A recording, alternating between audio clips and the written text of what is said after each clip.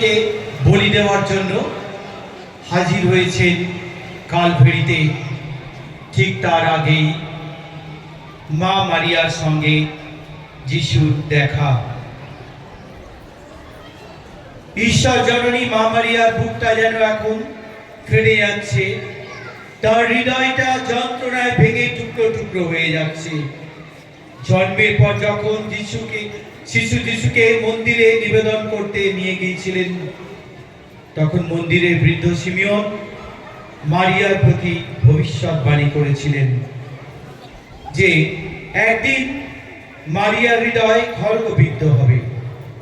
আজ মা মারিয়ার জীবনে সেই বাণী সত্য হল।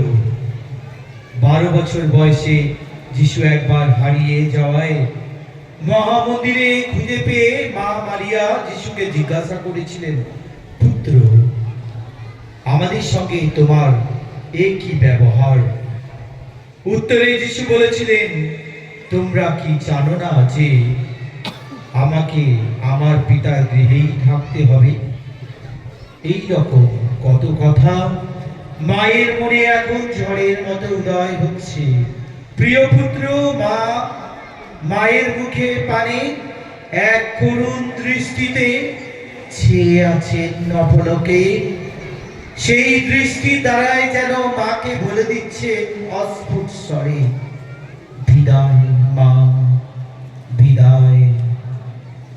বেদনা কাতর কান্নায় ভেঙে পড়া চোখের জলে ভরা মায়ের শ্রীমুখ দেখে তবুও যিশু এই মুহূর্তে মাকে সান্ত্বনা দিয়ে যেন বলছেন, মা, আমি ঠিক আছি।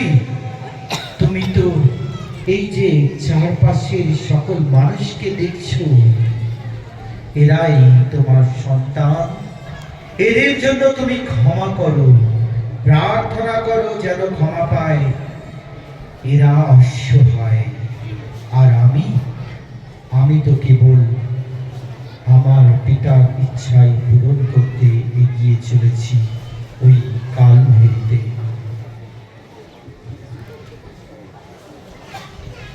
আজ আমরা সকল খ্রিস্ট ভক্তগণ এই প্রসব পরিক্রমায় যিশুর যন্ত্রণা উপলব্ধি করতে এসে সকলে নিজের নিজের দিক থেকে একবার চিন্তা করে দেখি।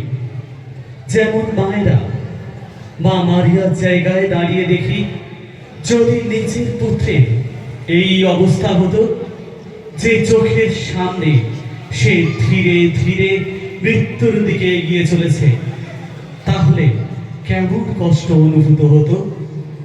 আবার সন্তানরা নিজ মায়ের যন্ত্রণার সাথে নিজের চিন্তা উপলব্ধি মিলিয়ে দেখেছে এই অবস্থায় সন্তান ও মা তাদের মৃত্যুমুখী বেদনা কতখানি।